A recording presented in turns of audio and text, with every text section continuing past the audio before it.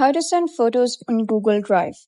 Hello guys and welcome back to the channel. In this video, I'm going to show you how you can send photos from your mobile device to Google Drive and share them via a link, allowing recipients to view or download without having Google account. So let's get started.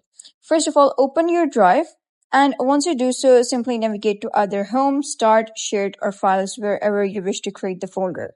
Once done, simply click on this plus icon, click on Create Folder, and type in pictures or type in any name you want. Click on create, and after that you'll be able to see the folder that gets created over here. So now you can see this is the folder that we just created. So you can simply click on plus, click on upload file, and simply upload pictures, videos, whatever you want in this folder. Once you do so, what you're going to do is click on these three dots over here and then simply click on share. After that, you can simply type in the emails or the groups of the people with who you wish to share the folder.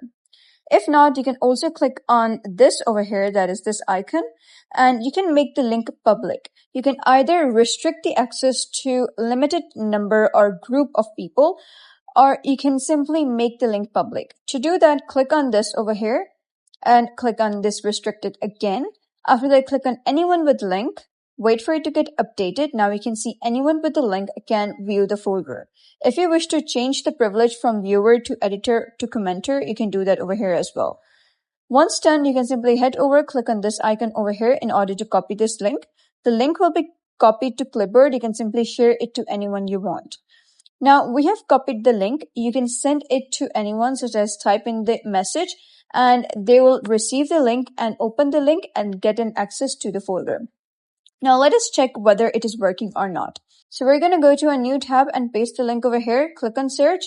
We have set the permission to everyone. So now you can see we have accessed the folder. But since we haven't uploaded any pictures yet, we're not able to see any items.